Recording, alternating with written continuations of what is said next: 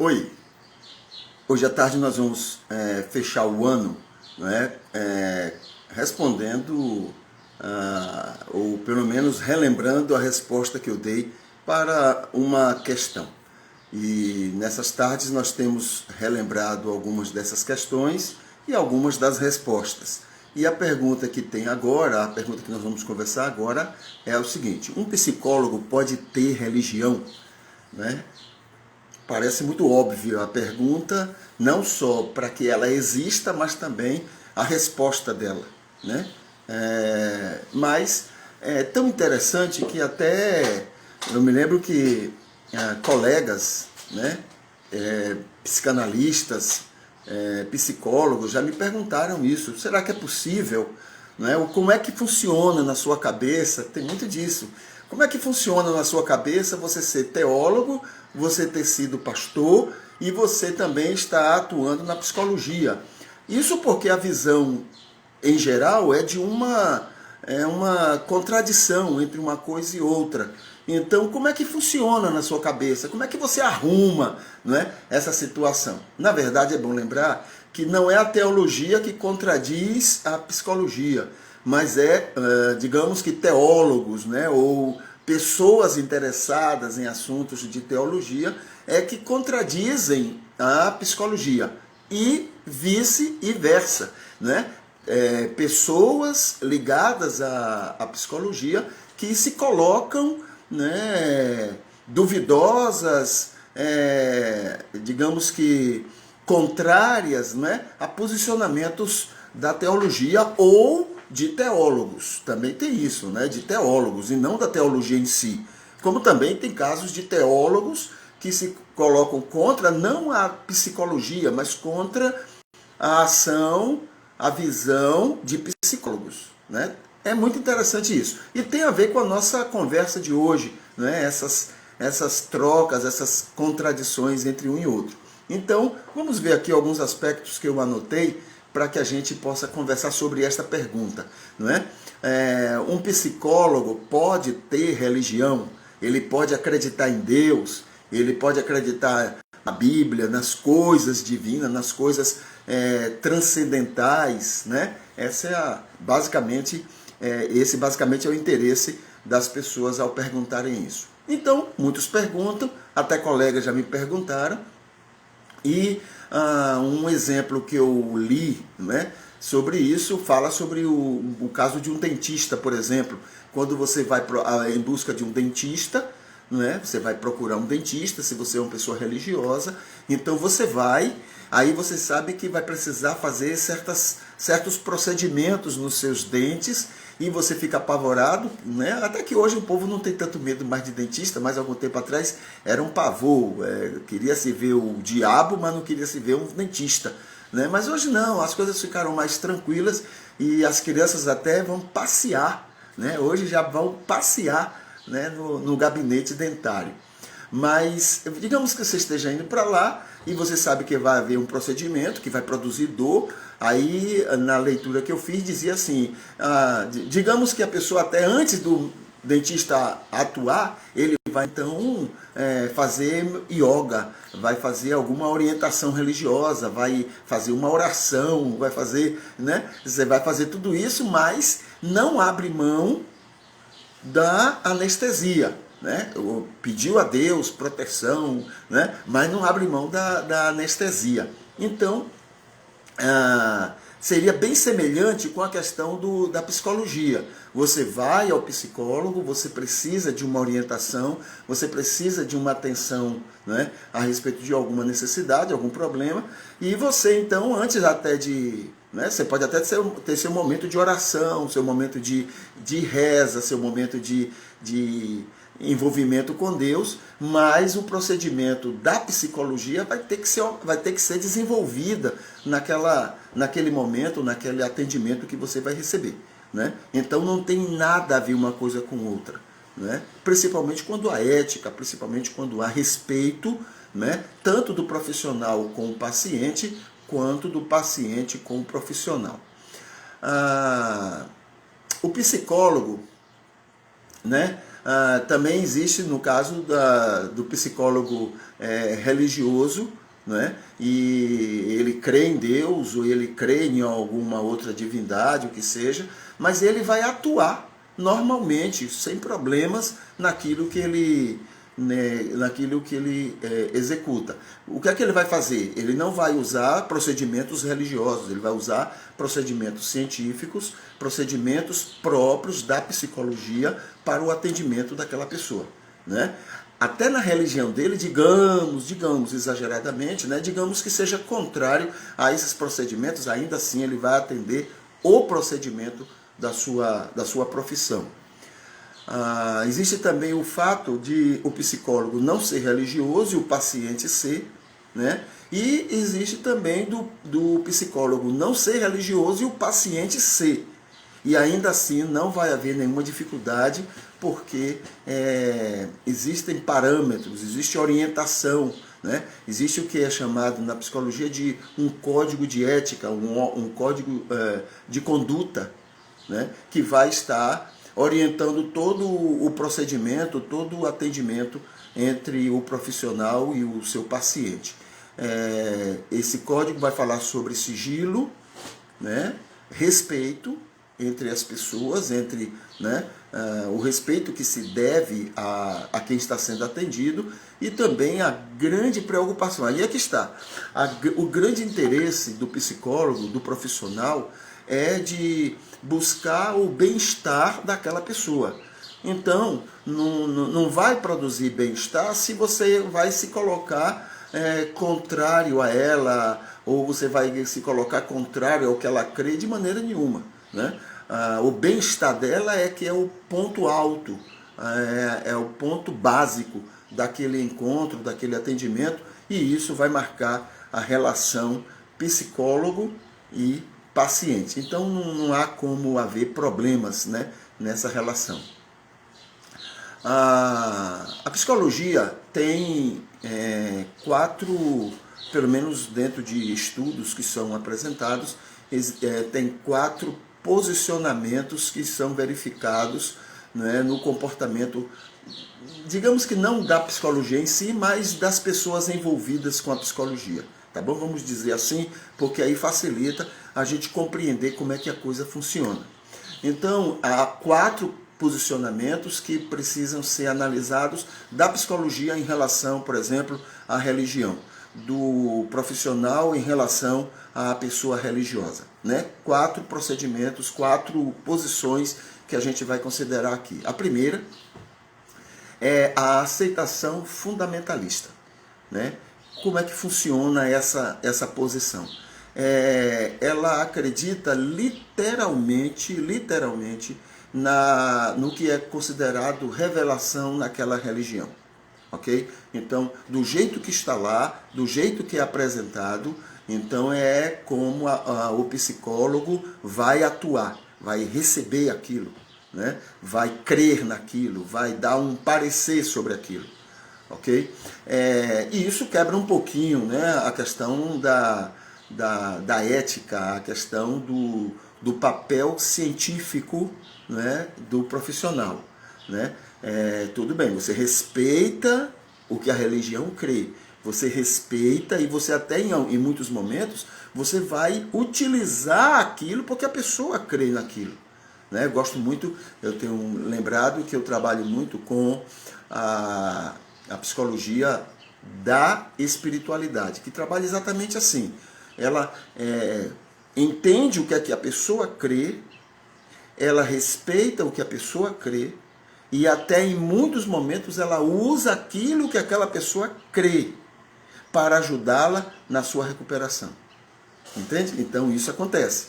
Então, na hora que você simplesmente aceita isso, mas sem o devido cuidado, o devido estudo, aí essa é a interpretação, o posicionamento fundamentalista. E aí termina quebrando o vínculo, né, com o que seja científico da parte da psicologia. Ok? É preciso que a psicologia atue como ciência e o profissional atue como cientista, né, para que então a psicologia possa ser aplicada. Não se pode usar a psicologia para agir, né, de maneira indiferente a isso. Então esse é o primeiro posicionamento. Não é ideal. E é entendido como sendo muito raro o que acontece nesse fundamentalismo, não é, entre na atuação do psicólogo. Tá bom? Então esse é o primeiro posicionamento, a primeira maneira de entender como é que a psicologia ou psicólogos têm atuado com seus pacientes. O segundo posicionamento, que também é visto, não é, e tem se percebido com facilidade, digamos que o contrário, é a negação ateísta. É quando a psicologia, no seu estudo, ou o psicólogo estudando através da psicologia, ele simplesmente nega qualquer ação transcendental, qualquer crença, qualquer religiosidade. Então ele tem um posicionamento fechado e ele não permite, ele não aceita, né, nenhuma, digamos que nenhuma atuação da religião naquilo que ele está fazendo, naquilo que ele está desenvolvendo em sua pesquisa. E aí é outro extremo também, quer dizer, enquanto o primeiro que mencionamos, né, ele vai para uma posição extrema, esse segundo vai para outra posição extrema. E aí os dois se colocam fora da orientação ética, né? Quando o respeito ao outro deve acontecer. E outra coisa, é preciso que a psicologia entenda que ela não tem resposta para tudo. Ela só tem resposta naquilo que está dentro da área dela e que ela, né, encontrou resposta. Ok? Então não tem resposta para tudo. Então ela não pode, ou o psicólogo não pode, né, a partir da experiência da psicologia, determinar o que seja real ou irreal, verdade ou mentira, ou o que seja em outras ciências, inclusive na questão da religião. Tá bom? Então é cada um, usando um linguajar muito comum por aí, é cada um no seu quadrado e todos respeitando um ao outro. Isso é ciência. Entendeu? Então, digamos, a psicologia não tem resposta diante de um fenômeno que ela está assistindo, que ela está vendo. Ela não tem resposta. Não tem resposta. É só dizer isso. Não precisa, isso aí está errado, isso aí está certo, isso aí está isso. Não. Não temos resposta. Né? Dentro da psicologia e do que já foi pesquisado nela, não temos resposta e acabou. Respeita lá, pode ser verdade, não ser verdade, não interessa para a psicologia, porque isso não foi objeto do seu estudo. Ok? Então, isso é fundamental para essa relação, né, com outras ciências e com outros comportamentos, né, inclusive a religião. Uma terceira posição dentro da psicologia, né, na hora que vai estar estudando a questão ou assuntos religiosos ou fenômenos religiosos, né, tem uma terceira posição que também a gente vai chamar a atenção aqui. É a interpretação redutiva, né, entendida dessa forma, redutiva. Por quê? Ela pega o que está vendo, ela assiste, ela pesquisa, ela analisa de muitas maneiras, ela tem, né, vários critérios que utiliza para poder chegar a uma resposta, e nessa interpretação ela faz assim, ela pega tudo que ela entendeu e reduz a uma teoria que já existe ou uma nova teoria. Então, isso é muito próprio da ciência em si, entendeu? É tanto que a grande maioria dos comportamentos da psicologia trabalham dessa forma. Ela faz como outras ciências, né? Deixa eu ver o termo que eu quero usar aqui, ela padroniza, ela pega aquele fenômeno, não é, dentro dos seus estudos e agora vai padronizar em cima de uma teoria, né? É aquela coisa assim, toda vez que for provocado dentro desses fatores que são necessários, vai ocorrer aquilo ali. entendeu? Isso é próprio da ciência e nós vamos citar, por exemplo, que quem é que está envolvido muito nesse tipo de comportamento? A psicanálise, né? A partir de Freud, a psicanálise freudiana tem tudo a ver com isso, trabalha dessa forma. O Freud foi perito nisso e a gente tem que compreender, né? Porque na época dele, ele precisava utilizar desse mecanismo para impor, né? Para fazer real a psicanálise como uma ciência. Ok? Então, ele utilizou muito essa forma. Analisar o fato e transformar aquilo em uma teoria. Certo? Esse é o reducionismo. E tem, como eu mencionei, isso é muito comum, né? Na psicologia, ao estudar os fenômenos, inclusive fenômenos ligados à religião. O behaviorismo também fez muito isso, fez e tem feito muito isso, né? Trabalha dessa forma.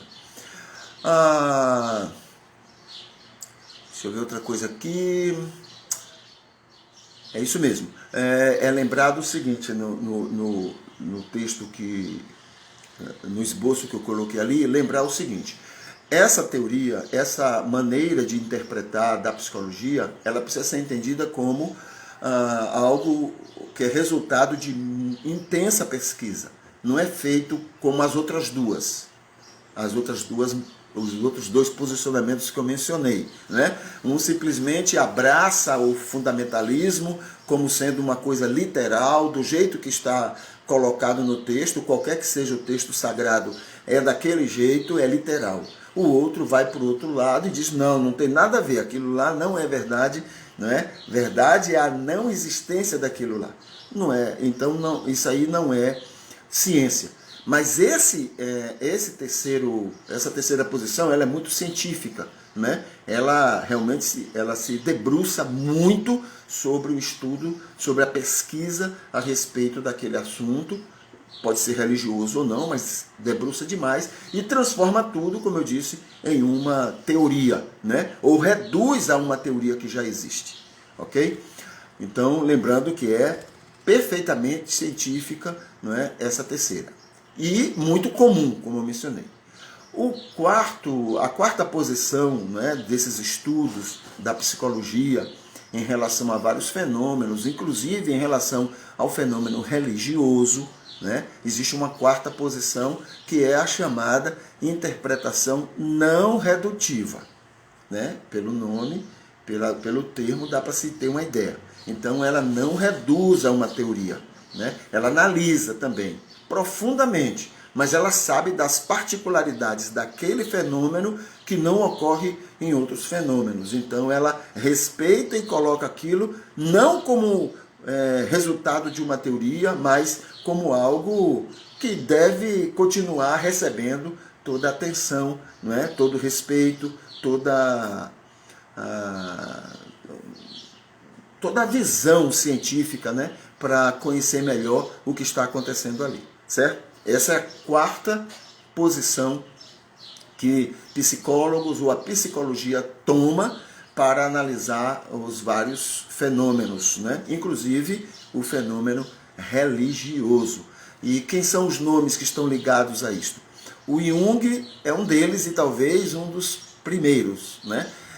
O Jung, a sua teoria na psicanálise, só que de uma maneira mais específica dele, né? Ele vai trabalhar justamente isso, ao contrário de Freud. Ele vai trabalhar observando, inclusive esse foi um dos motivos porque que Freud não conseguiu mais conviver com Jung, né? Freud, querendo fazer a defesa de um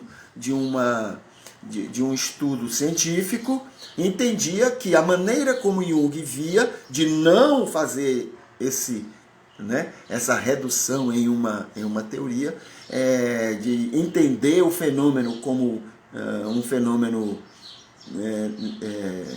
digamos que com características próprias, não é? E respeitar por isso, então houve esse rompimento entre eles. Mas o Jung é um deles, né? Que trabalha dando essa liberdade para os fenômenos.